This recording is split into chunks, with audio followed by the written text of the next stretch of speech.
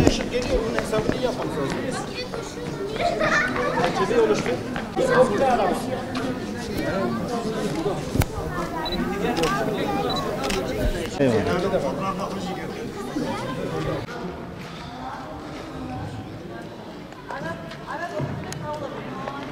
Şırnak İdil'den geliyoruz. İdil Fotoğraf Kulübü adında bir kulübümüz var. Biz de Türkiye'nin güzel yerlerini çekip bunların hepsini paylaşmak istiyoruz. Bugün de ekip arkadaşlarımızla birlikte buraya geldik. Müthiş bir bina, müthiş bir yapı. Gözlemlediğiniz zaman bu kadar yüksek bir yere bugünkü şartlarda bile inşa edilmesi zor bir mekan olarak fark ettik. O dönemin mimarlarının başarısını kutluyoruz biz açıkçası. Çok keyif aldığımız, tarihimizi gösteren güzel bir yapı olmuş. Restorasyon iyi, fena değil. Fotoğraf çekmek anlamında evet, biz aradığımız her şeyi bulduk.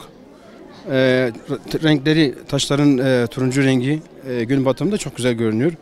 Bunu kareledik. Bir de binanın kendisi zaten konumu itibariyle güzel bir manzara elde ettiğimiz bir yer oluyor. Sağ olsun aşağıda da 2 tane yaşlı amca bulduk. Portre anlamında da güzel fotoğraf çektik.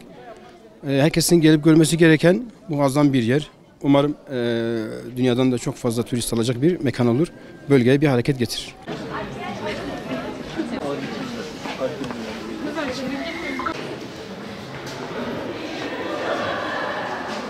Bugün pazar da diyorsun.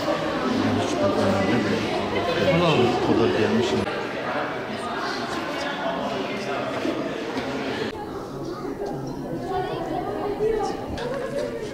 Giresun'dan geliyoruz. İshak Paşa Sarayı'nı daha önce duymuştuk. Yerinde görmek için ziyarete geldik ailemizle beraber. Şimdi gezeceğiz. Gördüğümüz kadarıyla çok muhteşem.